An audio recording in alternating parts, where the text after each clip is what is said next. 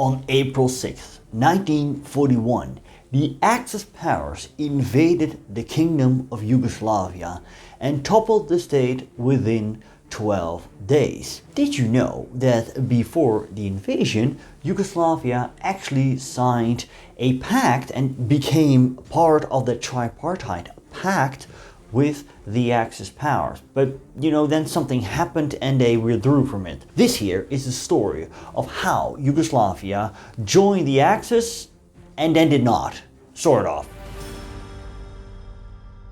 By the eve of the Second World War, Yugoslavia was far from a stable state. It was created after the First World War under its initial name Kingdom of Serbs, Croats and Slovenes. That was till 1929, because then King Alexander I abolished the constitution and the country thus became a royal dictatorship.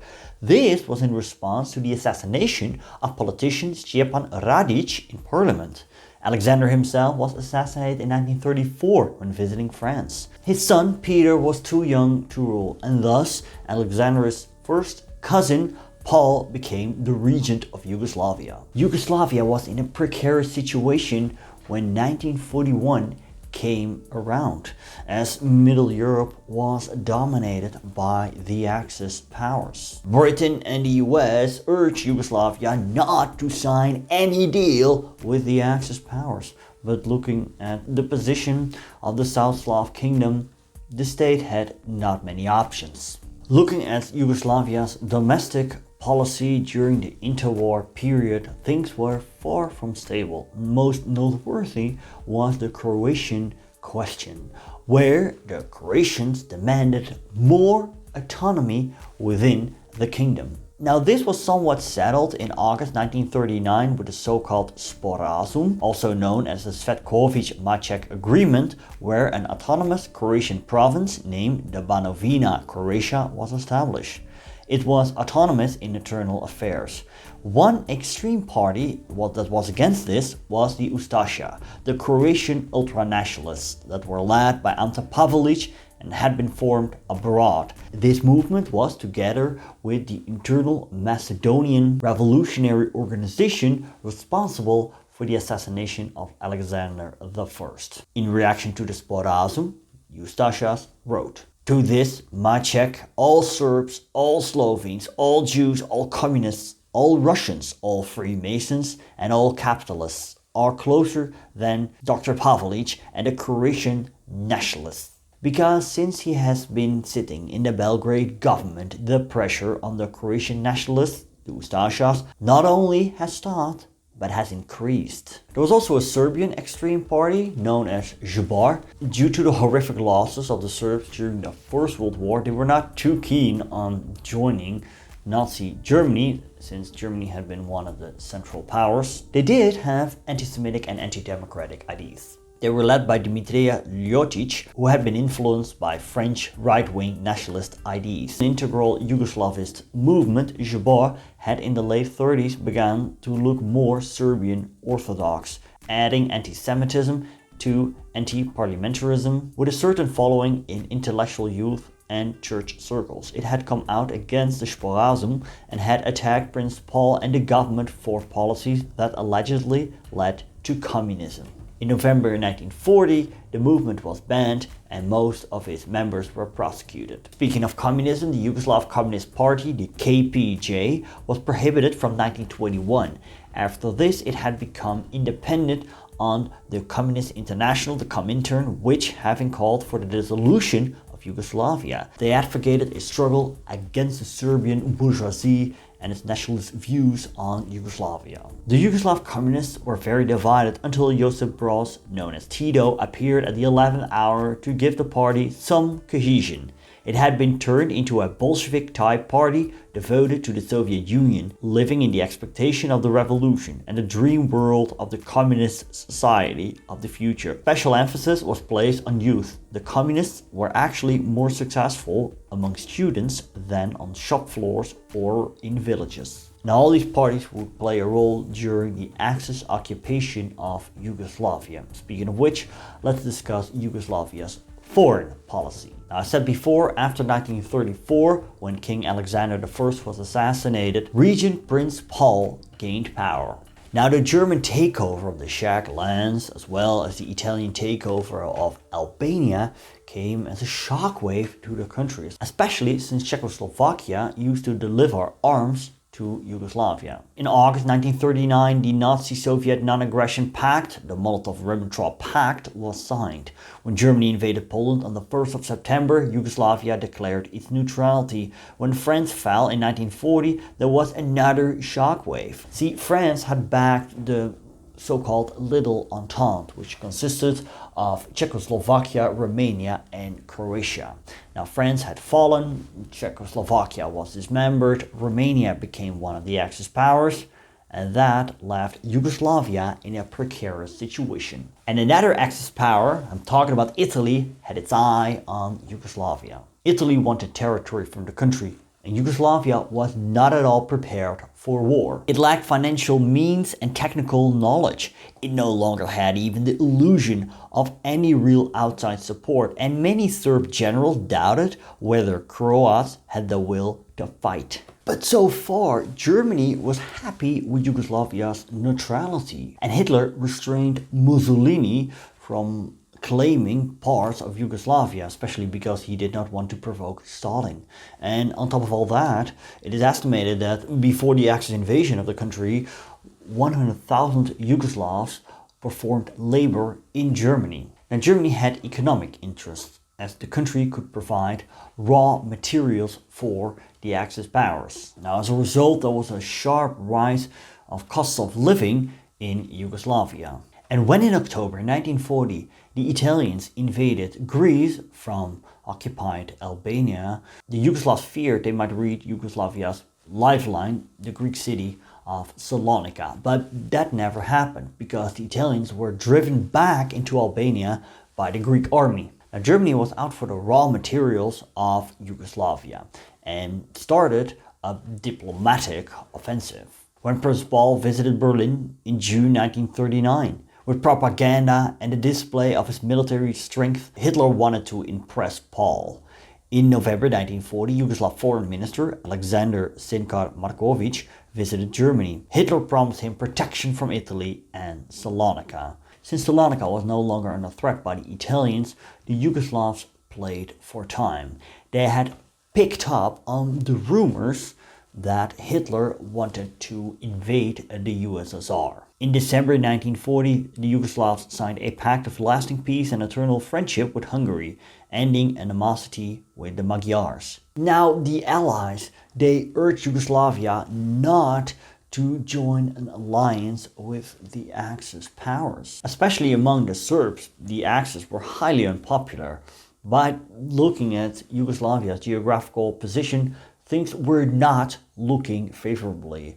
The Yugoslavs held top secret talks with the British and spoke about a possible invasion of Italian-held Albania, so the Italians could be defeated there. Germany, Italy and Japan signed the Tripartite Pact in September 1940. Romania, Hungary and Slovakia followed in November 1940.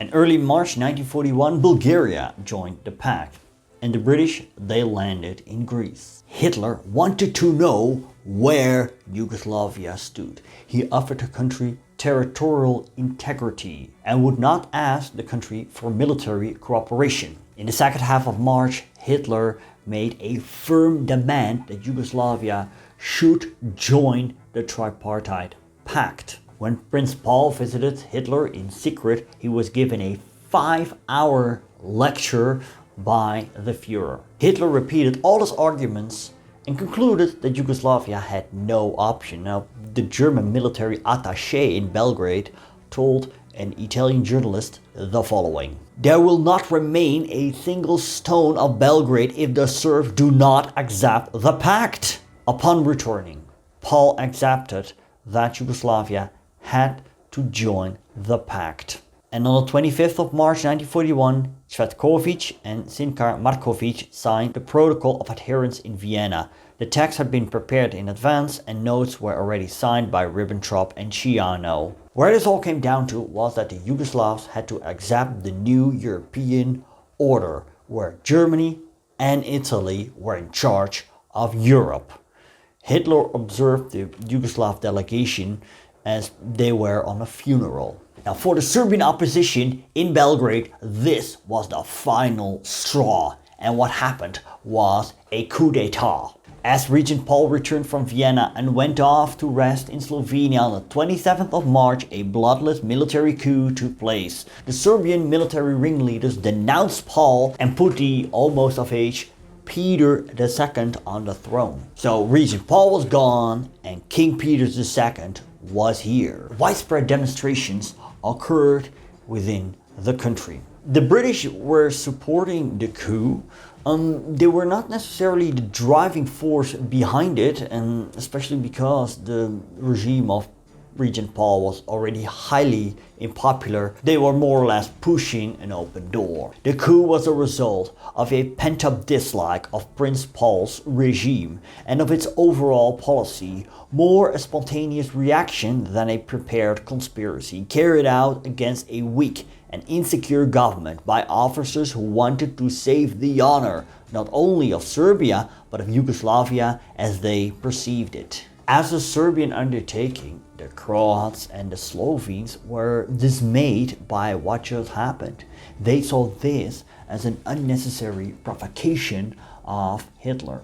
Prince Paul accepted what happened. He returned to Belgrade, where he officially resigned and left for Greece. The new Yugoslav government assured Germany that the conditions of the Tripartite Pact would remain the same. They said the coup was just a domestic affair. When Hitler heard about this, he flew into a rage and he vowed to destroy Yugoslavia. He could not care less on the position of the new government, and he wanted to punish the Serbs who were behind this and who Hitler held in low regard. The operation plan to attack Belgrade via the air was known as Unternehmen Strafgericht, or Operation Retribution. Yugoslavia's latest defense plan anticipated defense on all borders and an offensive in Italian-held Albania to link up with the Greek forces. Yugoslav troops from the north would gradually be withdrawn towards Greece. There was a plan to abandon 90% of the national territory and retreat into the mountains around Sarajevo, but there was not much enthusiasm for that. The Yugoslav army wasn't an insignificant force, with 17 active and 12 reserve infantry divisions, plus 3 cavalry divisions and a number of brigades. When the Axis powers invaded the country, the Yugoslav army was still preparing. On the 6th of April, Orthodox Eastern Sunday, Operation 25, known as Operation Punishment or Retribution, was launched. It started with a merciless bombing campaign of the capital of Belgrade. Large sections of the city were destroyed and thousands of lives, both military and civilian, were lost. This disrupted communications and threw the Yugoslav army into chaos. As historian Robert Citino puts it, it is no exaggeration to say that Operation Punishment had won the Yugoslav campaign in the first 20 minutes. From different directions, the German forces invaded the country. In the following days, pitched battle occurred as the Yugoslav army was in full retreat and disintegrated quickly. Many deserted. An armistice was signed on the 17th of April. The campaign had lasted 12 days. A German officer who witnessed the whole thing called it more of a military parade rather than a campaign. Thanks to my patrons, you see their names on the screen right now, and a special thanks to Thomas Zabiega, Damien Wallace, Connor, Philip Jordan, Marcus Kaas, Nick Terranova, Haley, Mark Littlehale, Janusz Jozinkiewicz, Joan, Juster Tabel, Tanya Dixie, Henry Clarkson, Rob Park, Andrea Martic, Susana Di Bella, John Beach, Fabrizio, Way Back History, Fernando Lopez Ojeda, and Mike With. Now, many people claim that because of the Axis invasions of the Balkan, Operation Barbarossa was delayed, which led to its failure. Well, a lot of people typed this in the comments. There's a YouTuber I have in high regard. His name is Tick History, and he has an interesting take on that. You can find it right here. And if you want to learn about the Axis invasion of Yugoslavia, it's actually not very much discussed on YouTube or anywhere else. Well, I did cover that right here. Thanks for watching, and see you later.